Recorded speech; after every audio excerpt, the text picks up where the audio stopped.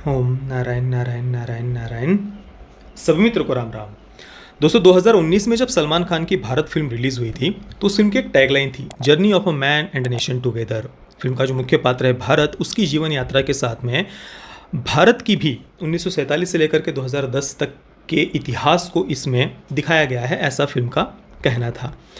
पर जब भारत फिल्म को मैंने देखा तो उसमें जो इतिहास था वो पूरी तरीके से वन साइडेड, चुनिंदा, सिलेक्टिव इतिहास दिखाया गया था और फैक्ट्स को भी काफ़ी सारा तोड़ मरोड़ कर मेरे अनुसार उसमें प्रेजेंट करने का प्रयास किया था, ऐसा मुझे फिल्म देखने के बाद लगा। मैंने इस पर पूरा अलग से वीडियो भी बनाया हुआ है।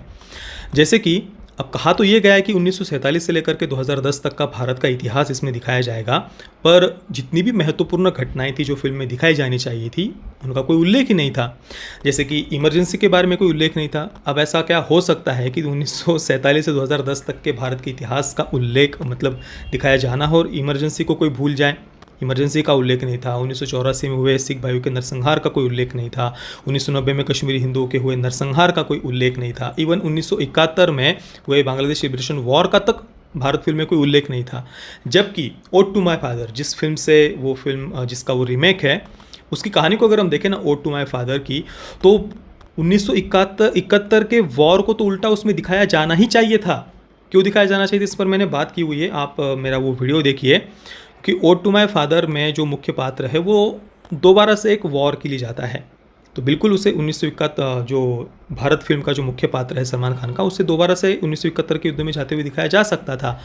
पर शायद पाकिस्तानी आर्मी के अत्याचार उन्हें दिखाने नहीं होंगे, या बांग्लादेश में जो हिंदुओं का नरसंहार हुआ था, लाखों लाखों महिलाओं के साथ में पाकिस्तानी आर्मी ने जो बलात्कार किए थे, शायद उसका उन्हें उल्लेख नहीं करना होगा, या क्या कारण था पता नहीं।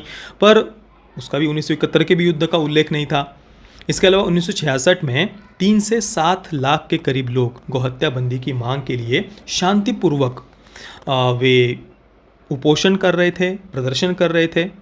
पर अचानक से उस समय इंदिरा गांधी सरकार के द्वारा उन पर अंधाधुंध फायरिंग कर दी गई, जिसमें अनगिनत लोगों की मृत्यु हुई, जिन लोगों में ज़्यादातर साधु संत थे। अब ऑफिशियल आंकड़ा तो काफ़ी कम है, पर ऐसा कहा जाता है कि उस फायरिंग में सैकड़ों सैकड़ों साधु संतों की मृत्यु हुई थी। अब इतनी बड़ी घटना को क्या कोई भूल सकता है? और भारत फिल्म में जवाहरलाल नेहरू की मृत्यु के बाद में पूरे भारत में कैसी शोक की लहर छा गई थी, ये दिखाया है। पर उससे भी ज़्यादा शोक में, पीड़ा में देश तब था जब लाल बहादुर शास्त्री जी की संदेहास्पद स्थिति में दूसरे देश में मृत्यु हुई थी। पूरे देश के मन में कई सारे प्रश्न थे। लाल बहादुर शास्त्री जी का परिवार कई सारे प्रश्न पूछ रहा था, पोस्टमार्टम की मांग की जा रही थी। पूरा देश शोक में डूबा हुआ था, पर उसका कोई उल्लेख ही नहीं था। भारत फिल्म में मनमोहन सिंह जी के योगदान को तो दिखाया गया है, पर अटल जी, पीवी नरसिम्हा राव जी, लाल बहादुर शास्त्री जी, जो देश के सबसे ज़्यादा लोकप्रिय प्रधानमंत्री में से एक है, उनके योगदान के बारे में फिल्म में कोई उल्लेख ही नहीं था। 1993 में हुए बम धमाकों के बारे में कोई उल्लेख नहीं था। 26/11 के बम धमाकों के बारे में कोई उल्लेख नहीं था। बहुत सारी ऐसी बातें हैं जिनका भारत फिल्म में कोई उल्लेख ही नहीं था। पर कहा तो ये गया था कि भाई, journey of a man and a nation together पर पूरी तरीके से एक सिलेक्टिव इतिहास हमें उसमें देखने को मिला था। अब उसके बाद में अभी आ रही है लाल सिंह चड्ढा, जो फॉरेस्ट गंप का रीमेक है। फॉरेस्ट गंप का हमने 4 साढ़े 4 वर्ष पहले ही रिव्यू किया हुआ है। फॉरेस्ट गंप को अमेरिका के इतिहास में, अमेरिका के फिल्म इतिहास में बनाई गई सबसे ज़्यादा कंजर्वेटिव फिल्मों में से एक कहा जाता है। टॉप 25 हॉलीवुड की कंजर्वेटिव फिल्मों में उसका नाम आता है। आप मेरा फॉरेस्ट गंप का रिव्यू देखिए, आपको पूरा इसके बारे में जानकारी मिल जाएगी। मतलब उसमें भी अमेरिका के कई दशकों का इतिहास दिखाया गया है। जॉन एफ कैनेडी की हत्या भी उसमें दिखाई गई है।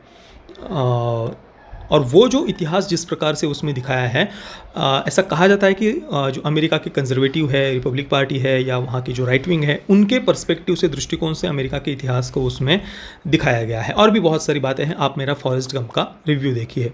अब उसका जब रीमेक बॉलीवुड कर रहा है तो स्वाभाविक सी बात है, इसमें भी भारत के इतिहास को दिखाया जाएगा। जो रिपोर्ट्स वगैरह मैं पढ़ रहा हूँ उसके अनुसार विभाजन से लेकर के उसके कई दशकों बाद का इतिहास इसमें दिखाया जाएगा। अब यहाँ फिर से वही बात आती है कि भाई कौन सा इतिहास दिखाया जाएगा।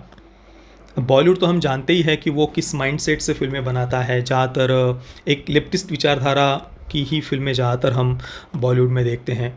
और जो मैंने कुछ घटनाएं अभी बताई आपको भारत फिल्म के बारे में बताते समय, क्या उन घटनाओं को यहाँ पर दिखाया जाएगा? इमरजेंसी, अब 1984 में जो सिख भाइयों का नरसंहार हुआ था उसे तो इसमें बिल्कुल दिखाया जाएगा ही, क्योंकि लाल सिंह चड्ढा फिल्म का मुख्य पात्र है।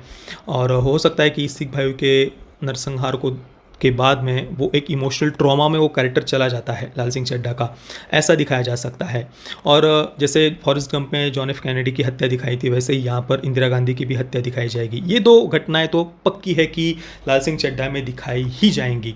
इसके अलावा एक और घटना सामने आ रही है, वो है बाबरी ढहाने की कहानी भी इसमें दिखाई जाएगी, ऐसा बताया जा रहा है। तो प्रश्न फिर से वही उपस्थित होता है कि भाई विभाजन के बाद के कई दशकों का जो इतिहास दिखाना इसमें दिखाया जाने वाला है, उसमें कौन सा इतिहास दिखाया जाने वाला है। मैंने जो कुछ घटनाएं आपको बताई, जैसे कि 1966 में जो लाखों लाखों साधु संतों पर अंधाधुंध फायरिंग करवा दी गई थी, जिसमें सैकड़ों सैकड़ों साधु संतों की मृत्यु हुई थी, हत्या की गई थी, क्या उसे दिखाया जाएगा। लाल बहादुर शास्त्री जी की संध्यास्थ स्थिति में जो मृत्यु हुई थी, क्या उसे दिखाया जाएगा। इमरजेंसी हो या 1971 में जो